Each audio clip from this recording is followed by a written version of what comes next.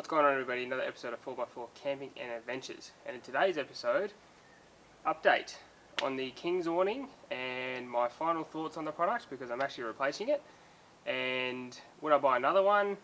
Things that have gone wrong with it, things to look out for, and a bit of an update on obviously the episode I made ages ago when I pretty much first bought the awning and I did the original review on it. Bit of an update from there, what it's sort of been through, and yeah, my final thoughts. So let's get into it. Alright, so in conclusion to the previous episode I made on the King's awning, I bought this back in April in 2016, so it's almost 2 years old. So it's been for a fair bit in those 2 years, I'll be brutally honest. It's probably been on, I don't know, probably 10 to 12 trips, but obviously it's been used on the beach regularly.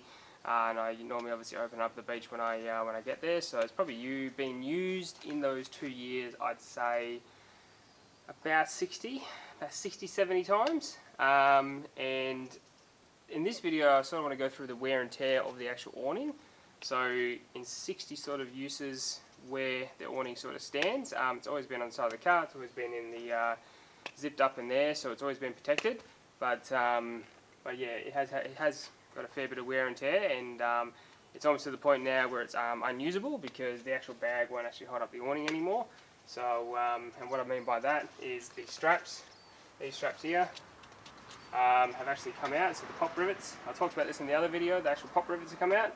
There's only one left holding it on, so, and I believe there is 1, 2, 3, 4, 5 pop rivets holding the whole thing to the actual plate. So, which is pretty scary considering the fact that if this gets a little bit of wind behind it and if you're camping and those pop rivets comes out, it's going to take the awning with it. So so yeah, not that crash hot there. And obviously with these pop rivets coming out, the actual straps which hold the awning to the actual aluminium frame is coming off, so I can't even strap it together. So when I want to actually roll it all up and put it back in the bag, essentially just falls out everywhere, so it's an absolute pain in the ass.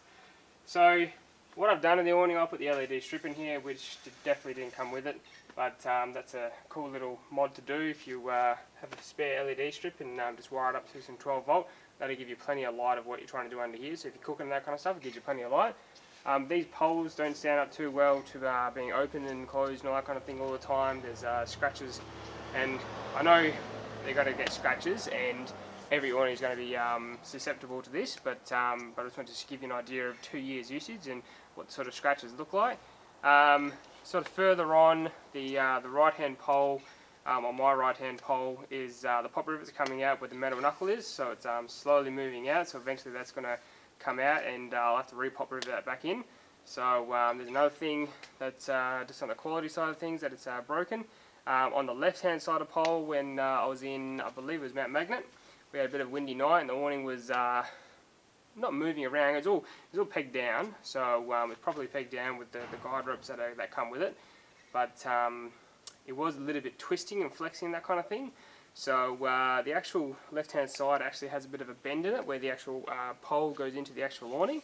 And because these awnings allow the pole to only go through the first section, like some awnings allow the pole to go through both sections. And when I mean both sections, there's a lip where the rod goes through. There's a second lip in the middle, and there's a third lip. So some are actually allowed to go for those two, so it actually gets a better hold. So so I don't know if the new ones are any better, or if they're any worse. They're cheaper, so I'm assuming they're worse. But because you can't go up in quality and go down in price, it just doesn't work that way. So yeah, that's all bent up. So that's eventually probably going to crack because it's aluminium. And it's just going to bend and twist and all that kind of stuff. So moving on further, I spoke about this in the last video. Obviously these holes here, I've actually figured out where they're coming from. So this actual pole has actually been rubbing on the actual canvas, and it's actually been making holes in it. I'm still not sure where these holes come from because when it's wrapped up there's actually nothing touching it, so I'm not quite sure where they came from. But they haven't got any worse, they've just sort of worn out. And there's been a few other wear marks, but yeah, there's a few holes in the canvas, and as I said, this literally just gets used to as a bit of shelter for the beach and that kind of stuff. So it's not like I'm going out there in cyclones and that kind of thing and then using it. So I'd say it's had pretty fair use. But yeah, everything's just starting to fall apart, and it's getting to the stage now where I'm I'm seriously considering getting something new and like a new awning. And there's a million awnings on the market now, which are probably a bit comparatively priced to this. I believe when I bought this it was about 160 or 170 bucks, when actual Supacentre was more expensive, let's say, than what they are now. So I actually thought it was quite good for the quality at the time, and it was new and fresh and everything worked. But after sort of 2 years usage, I can't say the same, and I honestly can't say to anybody that's looking through this this video to buy this product. I can't say I recommend it anymore, because if for 2 years usage, they only give you a year warranty. They might give you a longer warranty on the new ones. They only gave me a year warranty in this one. For 2 years usage, I wouldn't expect holes in the canvas, which I think is probably just a design flaw, but you know, it's still something wrong with it. Pop rivets coming out. Yes, I could pop rivet them back in, but it's not my job to. It's an awning. It should be built to last. Instead of using pop rivets, use bolts with lock nuts and that kind of stuff. So pop rivets and forward driving don't go together. So if you pop rivet something, it's not gonna work. It's just when you go over corrugations, which is this has probably been through a fair few. They literally just rattle out. So don't use pop rivets when you're doing forward driving stuff. And look, I mean, this it's a little bit hard to see because it's sort of got the bag and that kind of thing on it.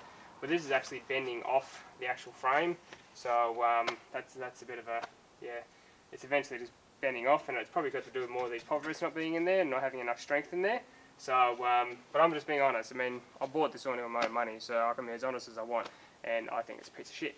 So, going further, the brackets they give you under here, problem with the brackets is they are just standard mild steel. So with a bracket, especially with forward driving, you want stainless steel, you want powder coated, you want something that's not going to rust, because I've actually cut these back and resprayed them when I put the new canopy on, and they're still rusting, and I actually put kill rust on there. So yeah, the actual brackets themselves are pretty average, and they're rusting all out, and they will eventually just snap. So again, just another problem. Yes, you can buy new brackets, it's well and good, but if you had a stainless steel one there in the first place, as we all know, marine grade stainless steel doesn't rust, and you wouldn't have this issue. So, and this one's actually a little bit worse. This one's actually wearing out through the paint again. So yeah, look, I'm going to be brutally honest and say I definitely can't recommend this product. And from what I'm seeing come out of the King side of thing, like the 4WD Supacentre and what they're bringing out now, if you're buying the gear, there is a good reason to buy the gear. It's nice and cheap, but just do remember that cheap doesn't equal quality. And look, when I first started forward driving, I didn't want to invest $2,000 in aftermarket products to get my car to do what I want. I mean, this cost 200 bucks. I've done, as I said, 12 trips with it. The car was probably had about 40,000 Ks put on it. So yeah, for 200 bucks, I think I got the value out of it. But at the same time, if I was going to buy another one from 4WD Supacentre, I'd say, considering they're much cheaper now, I'm going to have more problems, and it's going to be more of an issue with the actual unit. So because, as I said, you can't make something cheaper and make it better quality. It just doesn't work out that way. I don't know, I just haven't got the faith in the product anymore. And all the other products I've had from there, the swag, that's good, except for the actual swag poles. They've all bent and gone into a weird shape, but it's still usable, so I've got no real issue there. The lights I bought from them, they're fine. I went through 2 sets, but they're fine. The thumper compressor, don't get me started on that. They are buckets of shit. As I said, I've been through 3 of those, and they are just not a good compressor. Yes, they're $70, but from what I've seen so far with people using other compressors and the people I've talked to who are in the 4WD community, it's been nothing but issues with the thumper compressor getting too hot, overloading, that kind of thing. So thumper compressor, yeah, I've already been through 3 of them, so that probably explains itself. So yeah, I'm not trying to bag out 4WD Supacentre here. Some of their products are actually pretty good. Their swags, perfect. Nothing wrong with their swags, just make sure you get the thick foam in the swags, because I think the new ones come a really thinner foam. So would I buy another 4WD Supacentre product? No, probably wouldn't. I wouldn't be a return customer, in my opinion. Mainly because of The stuff I bought has worked, but eventually failed, just like this. Some compressors, the lights, that kind of thing. The spoilers in the roof are still pretty good, but they just don't put out any output.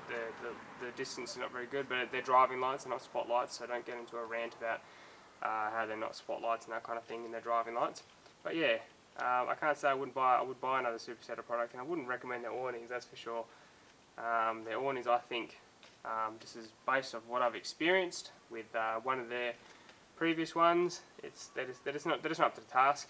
I just don't think they're designed to last, and it's sort of like everything, it's built to a price and it's probably built to a time frame, and I just don't think it's really designed to last the test of time. So my final conclusion: no, don't buy this awning. It's not worth it.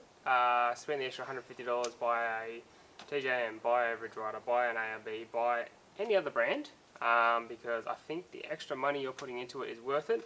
The fool or the stupid man buys twice, and in this case I'm probably the stupid man because I've obviously bought twice. But what I might do is, because I've obviously got the relationship with Supercheap, I might hit them up and say, hey look, what about a Ridge Rider awning? And then I might do a comparison video, because the last video I did was about 6 months into actually owning the awning. So I think it was 6 to 8 months. So what I might do is 6 months into the Ridge Rider awning video, I'll do another update on that and find out where that stands. Has the pop rivets come out? Is there holes in the canvas? All that cool stuff. So yeah, my final conclusion, I think the product is probably it's fairly crap, and it's something I can't recommend on good faith. This is my honest opinion. I bought this product, so I can be as honest as I want, and I just don't see the value in 2 years of ownership and having all these problems with it. Doesn't make it unusable. You could probably still use the awning. I mean, once these come out, and obviously the last pop rivets come out there, it probably will be a little bit unusable, and it's almost semi-unusable because I can't actually fold it up and strap it up properly. But yeah, it's not 2 years worth of quality there, so I just honestly can't, in good conscience, recommend the product. A lot of people have them. You see them absolutely everywhere. But a lot of people probably don't use them as much as I probably would. I'm generally every weekend out with this, and it's normally obviously on the side of a beach somewhere getting salt spray and all that kind of stuff. So you know, you see the boys on 4 drive action, that kind of stuff. They obviously use these all the time, but you just don't see, if that's the awning they've had on the side of their car for the last 12 months, have they been through 2 awnings, have they been through 3 awnings? So it's a little bit hard to judge, but I can honestly say it's been in my car for 2 years, and it's it's almost falling apart. So yeah, can't say I would recommend buying the King's awning, but if you are budget conscious and price is definitely an issue, then look, happy days. It'll last you out for a couple of years, and by the end of it you'll probably need to replace it again. And if you're happy just replacing it with a new one every couple of years, go for it. Buy the awning. There's no real issue with doing that. As I said, I'm probably going to get a Ridge Rider awning from Supercheap and see what they think, and give that a 6-month review, and then give that a 12-month review, give that a 2-year review. If that's a bucket of snot, I'll tell you it's a bucket of snot, but we don't know yet, so I'll put that on and give it a whirl.